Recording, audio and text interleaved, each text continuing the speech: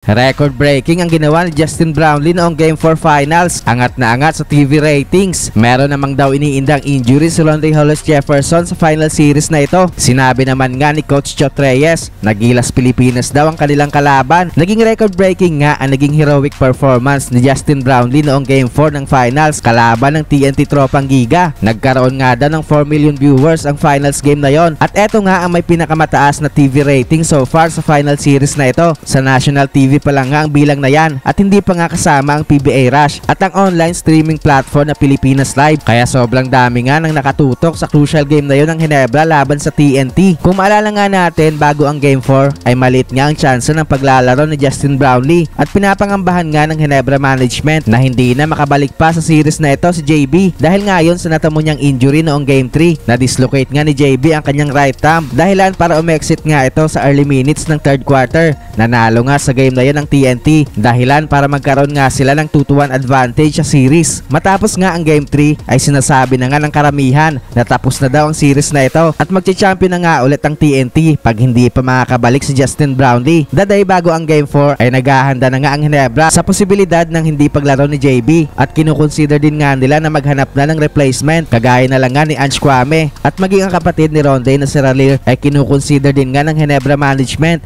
Ganun na nga kadesperado itong Gene Kings na maghanap ng kapalit ni Brownlee. Then all of a sudden nga ay sinabi ni JB kay Coach Tim Cone na sa tingin daw niya na kaya nito maglaro kaya nabuo na nga ang hype ng mga tao dahil bago nga ang Game 4 ay nakikita nilang nagwa-warm up si Brownlee at nagkaroon na nga ng konfirmasyon na maglalaro ang Ginebra import kaya naman nabuo na nga ang excitement ng mga fans sa game na yon. Hindi naman nga sila ni-letdown ni Brownlee. Nagkaroon nga ng heroic performance si JB despite sa kanyang injury para pangunahan ang kanyang kupunan sa panalo at itabla ang series sa 2-2. Nagresulta nga yun ng record-breaking na TV ratings at kagaya ng sinabi ko kanina na eto nga so far ang most watched finals game ngayong Commissioner's Cup. Ayon naman nga sa naging report ng Spin tungkol kay Rondé Hollis Jefferson ay meron daw nga itong iniindang injury this final series na nakakaapekto sa kanyang paggalaw sa loob ng court. Habang patagal daw ng patagal ay lumalabas na ang epekto ng kanyang injury. Noong rain or shine series pa lang daw ay iniinda niya na ang kanyang hamstring injury pero hindi lang daw niya ito sinasabi. Sa mga nakaraang games nga ng TNT ay makikita natin ang bumaba nga ang production ng TNT import. Syempre credit pa din daw sa pinapakitang depensa nila Stephen Holt at Jamie Malonzo laban sa kanya. Pero ang pinupunto lang daw nila dito ay hindi 100%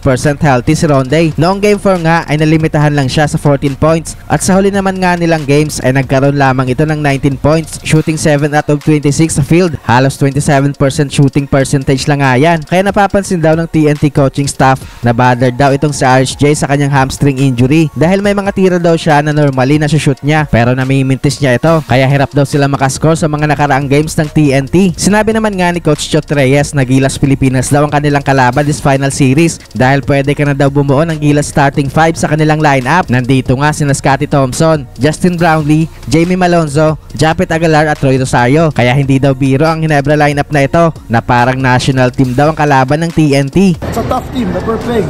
We can't make the mistakes we're making against sa isang mapipiling lucky winner, atid nga sa atin yan ng 1xBet. Mag-register lang sa link sa comment section at gamitin ng ating promo code na KMTV Sport. Thank you.